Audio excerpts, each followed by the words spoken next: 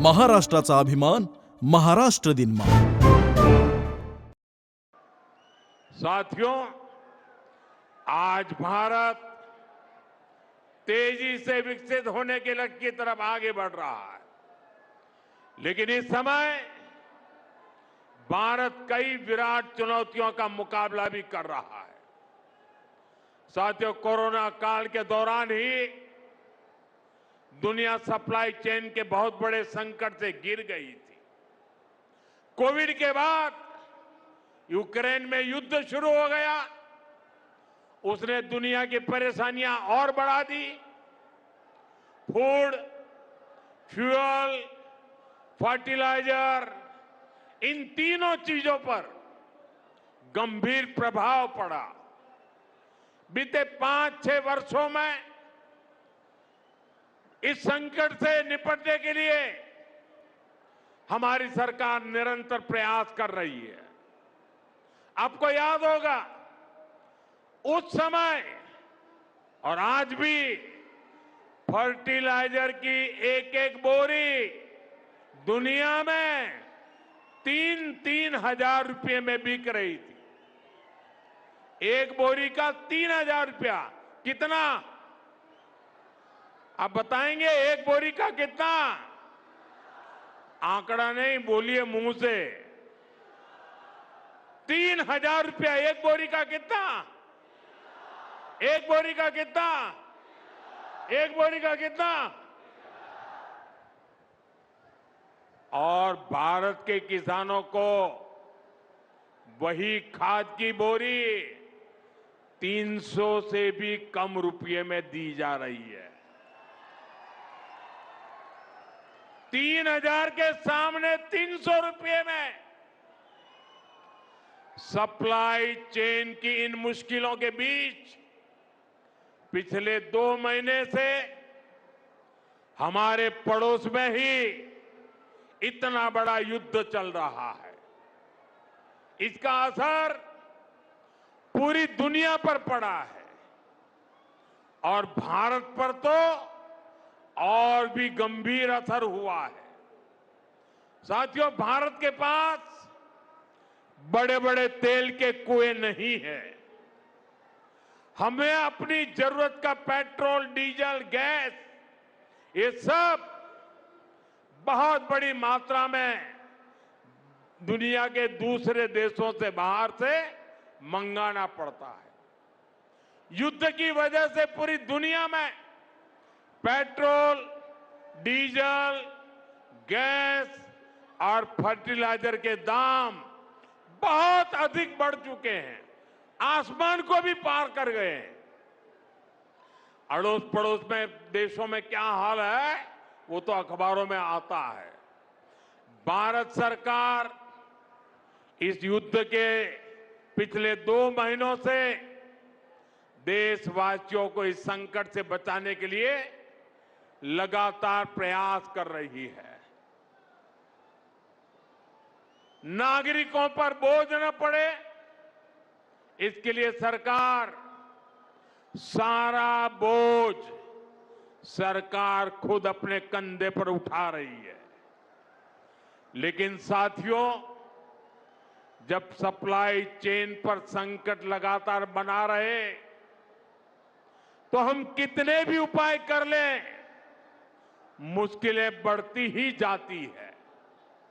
इसलिए अब देश को सर्वोपरि रखते हुए, मां भारती को सर्वोपरि रखते हुए हमें एकजुट होकर के लड़ना होगा। हमें याद रखना है, देश के लिए मरना ही सिर्फ देशभक्ति नहीं होती है। देश के लिए जीना और देश के प्रति अपने कर्तव्यों को निभाना, वो भी देशभक्ति होती है। इसलिए वैश्विक संकट के इस समय में हमें कर्तव्यों को सर्वोपरि रखते हुए कुछ संकल्प लेने होंगे और उन संकल्पों को पूरे समर्पण भाव से पूरा करना होगा। जैसे एक बड़ा संकल्प है पेट्रोल डीजल का संयम से इस्तेमाल करना। साथियों, हमें पेट्रोल डीजल का उपयोग कम करना होगा। शहरों में जहां मेट्रो है वहां हम तय करें कि हम मेट्रो का ही उपयोग करेंगे, ज्यादा से ज्यादा मेट्रो में ही जाएंगे। अगर कार में ही जाना जरूरी है तो फिर कार पूल करने का प्रयास करें और भी लोगों को साथ बिठा ले। अगर हमें कहीं सामान भेजना हो तो कोशिश करनी है कि वह ज्यादा से ज्यादा रेलवे गुड्स के जो ट्रेन होती है रेलवे की सर्विसेज से भेजे, ताकि इलेक्ट्रिक रेलवे होने के कारण पेट्रोल डीजल की जरूरत नहीं पड़ती है। जिन लोगों के पास इलेक्ट्रिक व्हीकल है वो भी कोशिश करें कि इलेक्ट्रिक व्हीकल का ज्यादा से ज्यादा उपयोग करें। साथियों, हमने कोरोना के समय में वर्क फ्रॉम होम की, ऑनलाइन मीटिंग्स की, वीडियो कॉन्फ्रेंस की, ऐसी अनेक व्यवस्थाएं विकसित की और हमें आदत भी हो गई थी। आज समय की मांग ऐसी है कि उन व्यवस्थाओं को हम फिर से शुरू करें तो वो देश हित में होगा। Work from home, online conferences, virtual meetings, इनको हमें फिर से प्राथमिकता देनी है। साथियों, आज जो संकट है उसमें हमें विदेशी मुद्रा बचाने पर भी बहुत जोर देना होगा, क्योंकि दुनिया में पेट्रोल डीजल इतना ज्यादा महंगा हो गया है, पहले से कई गुना ज्यादा कीमतें बढ़ गई है। तो हम सबका दायित्व है कि पेट्रोल डीजल की खरीद पर जो विदेशी मुद्रा खर्च होती है, पेट्रोल डीजल बचाकर हमें वो मुद्रा भी बचानी है। इसके लिए हमारे छोटे छोटे प्रयास भी देश की बहुत मदद कर सकते हैं। जैसे आजकल जो विदेशों में शादियों का, विदेशों में घूमने का, विदेशों में वैकेशन पर जाने का मिडिल क्लास में कल्चर बढ़ता जा रहा है। हमें तय करना होगा कि जब ये संकट का काल है और हमारी देशभक्ति हमें ललकार रही है तो कम से कम एक साल के लिए हमें विदेशों में जाने की बातों को टालना चाहिए। भारत में बहुत सारी जगह है, वहां हम जा सकते हैं। बहुत कुछ भारत में किया जा सकता है। इस बेटी को नीचे बिठाइए, उसे थक जाएगी। उस बेटी को बिठाइए। वो थैंक यू बेटा, थैंक यू। बैठिए, आप नीचे बैठिए। मैंने देख लिया बेटा, उसको देख लिया, अब आप बैठ जाइए। हाँ, इस छोटी बच्ची को क्यों परेशान करते हो भाई? इन बच्चों को बैठने दीजिए प्लीज। बच्चों को परेशान मत कीजिए जी। साथियों, हमें विदेशी मुद्रा बचाने के जो भी रास्ते हम लोग अपना सकते हैं हमें बचाना होगा। साथियों, गोल्ड यानी सोने की खरीद एक और पहलू है जिसमें विदेशी मुद्रा बहुत अधिक खर्च होती है। एक जमाना था जब संकट आता था कोई युद्ध होता था तो लोग देश हित में सोना दान दे देते थे।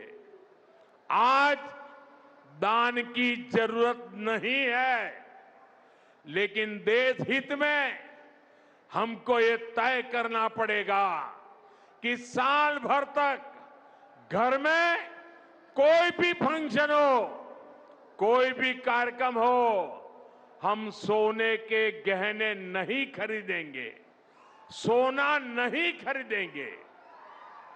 विदेशी मुद्रा बचाने के लिए हमारी देशभक्ति हमें चुनौती दे रही है और हमें इस चुनौती को स्वीकार करते हुए विदेशी मुद्रा को बचाना होगा।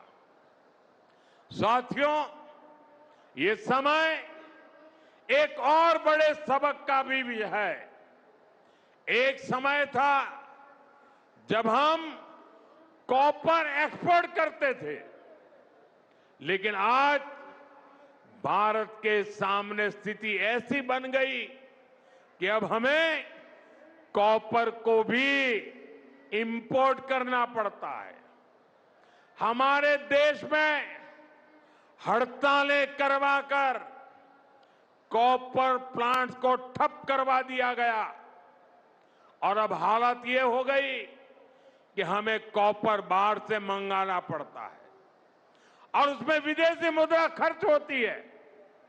इसलिए मैं ऐसे सभी श्रमिक समूह मजदूर संगठनों से भी कहूंगा कि हमें ऐसी बातों का जरूर ध्यान रखना चाहिए। भारत को आत्मनिर्भर बनने से जो भी कदम रोकते हैं उनमें हमें दूरी बनानी होगी और जो लोग ऐसी साजिशों में जुटे हैं उन पर भी कड़ी नजर रखनी होगी। मैं देश की अदालतों से भी आग्रह करूंगा कि ऐसी स्थिति आने पर देश हित में हमें कोई ना कोई रास्ता निकालने की तरफ बढ़ना चाहिए। साथियों, ऐसे ही खाने के तेल का भी है। इसके आयात के लिए भी बहुत बड़ी मात्रा में हमें विदेशी मुद्रा खर्च करनी पड़ती है। हर परिवार अगर खाने के तेल में खाने का तेल का जो उपयोग करता है, अगर वो कुछ कमी करे, मैंने बार बार कहा है 10% कम करो। अगर हम तेल खाना कम करें ना, तो भी वो देशभक्ति का बहुत बड़ा काम है। आप देश सेवा में योगदान दे सकते हैं और इससे देश सेवा भी होगी और देह सेवा भी होगी। इससे देश के खजाने का स्वास्थ्य भी सुधरेगा और परिवार के हर सदस्य का स्वास्थ्य भी अच्छा रहेगा। साथियों, विदेशी मुद्रा की खपत वाला एक और सेक्टर हमारी खेती है। हम बहुत बड़ी मात्रा में बाहर से केमिकल फर्टिलाइजर इंपोर्ट करते हैं। केमिकल फर्टिलाइजर खेती के कारण हमारी धरती मां को बहुत पीड़ा हो रही है।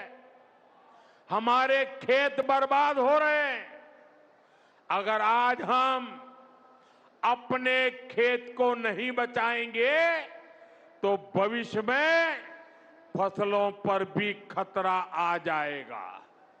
इसलिए बहुत जरूरी है कि हम केमिकल फर्टिलाइजर की खपत 25%, 30%, 40%, 50% उसको घटाए, आधी कर दें और हम उसके साथ साथ नेचुरल फार्मिंग की तरफ बढ़ें। हम फर्टिलाइजर का उपयोग कम करके विदेशी मुद्रा भी बचा सकते हैं और साथ साथ अपने खेत को बचा सकते हैं। हमारी ये धरती मां को बचा सकते हैं। और यह हमें करना ही होगा। आज वैश्विक संकटों से जो चुनौतियां आई है, हमें उन चुनौतियों को परास्त करना होगा। साथियों, भारत सरकार खेतों में डीजल पंप की जगह सोलर पंप की योजना चला रही है। हम खेतों में डीजल पंप की जगह सोलर पंप का उपयोग करने का जोर देना होगा। मैं कोविड काल में भी आग्रह करता था कि हम स्थानीय चीजें खरीदें, वोकल फॉर लोकल के मंत्र को लेकर चले। हम मेड इन इंडिया चीजें खरीदकर भी विदेशी मुद्रा बचा सकते हैं और हमारे देश में स्थानीय उत्पादन की कोई कमी नहीं है। चाहे जूते हो, पर्स हो, बैग हो, हमें स्वदेशी पर बल देना चाहिए। और मैं ये नहीं कह रहा कि जो आपके पास विदेशी चीजें खरीदी हुई है, विदेशी ब्रांड की है, उनको जाकर के फेंक दो, ऐसा मैं नहीं कह रहा हूं। लेकिन मेरा आग्रह है कि नए विदेशी प्रोडक्ट हमें नहीं खरीदने चाहिए। और वाकई हमें कई बार अंदाजा तक नहीं होता कि रोजमर्रा की कितनी सारी चीजें विदेशी हैं जो हम ऐसे ही यूज कर रहे हैं। और साथियों, जब मैं बात स्वदेशी की करता हूं तो लोगों को लगता है कि दिवाली के दिए खरीदो मतलब स्वदेशी हो गया। ये तो भ्रम फैलाने वाली बातें हैं। इससे सफलता नहीं मिलती है। हमें घर के उपयोग में आने वाले सामान की लिस्ट बनानी है। देखना चाहिए कितनी विदेशी चीजें घुस गई है, पता ही नहीं है। कैंची हो, कंघी हो, छोटी छोटी चीजें, टूथपिन, टूथब्रश, कितना सारा सामान विदेश से हमारे घर में घुस गया है। फिर इस लिस्ट से हमें हो सके उतना जल्दी स्वदेशी में बदलना चाहिए। साथियों, ये बातें सिर्फ एक सरकार, एक दल, एक व्यक्ति की नहीं है। ये बीजेपी का भी मुद्दा नहीं है, ये देश का मुद्दा है। और इसके लिए हर नागरिक, हर राजनीतिक दल, हर सरकार, हर समाज, हर संगठन को संकल्पबद्ध होगा। मैं मीडिया के साथियों से भी देश हित में आगे आने के लिए आग्रह करूंगा। आइए देशभक्ति का भाव जगाएं और देश को जो वैश्विक संकट चल रहे हैं, देश उस संकटों का लाभ ले, परिस्थिति पे सवार हो जाए। ऐसा वातावरण बनाने के लिए हमें योगदान देना होगा और तभी जाकर के देश सफल होगा। ऐसे संकल्प जब हर नागरिक पूरी ईमानदारी से सिद्ध करेगा तो भारत हर संकट में जरूर विजयी होगा।